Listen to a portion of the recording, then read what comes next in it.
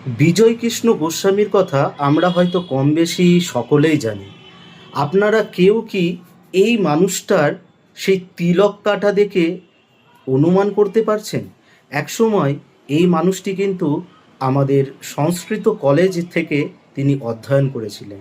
শুধু সংস্কৃত কলেজ নয়, তিনি তৎকালীন কলকাতা মেডিকেল কলেজ থেকেও কিন্তু পড়াশোনা করেছিলেন।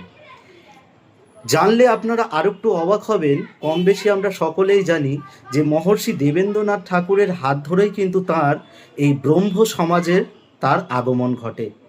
তারপরে তিনি যখন গোয়াতে যান, সেখানে তিনি কিছু বৈষ্ণব মানুষদের সাথে সাক্ষাৎ হওয়ার পর তিনি বৈষ্ণব ধর্মের প্রতি আকৃষ্ট হয়ে যান এবং তিনি তিলক কাটা শুরু করেন। কেমন?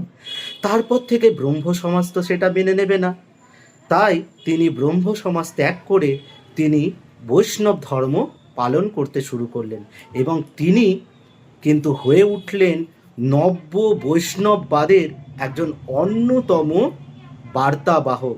তিনি কিন্তু তৈরি করে ফেললেন নব্য বৈষ্ণব ধর্ম।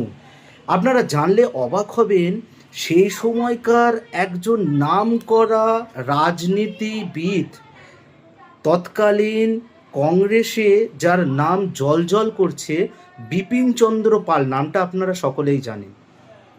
সেই বিপিনচন্দ্র পাল কিন্তু এই বিজয়কৃষ্ণ গোস্বামীরই একজন শিষ্য ছিলেন। তাহলে ভেবে নিন এই মহানুভব ব্যক্তিটি কতটা জ্ঞানের অধিকারী ছিলেন।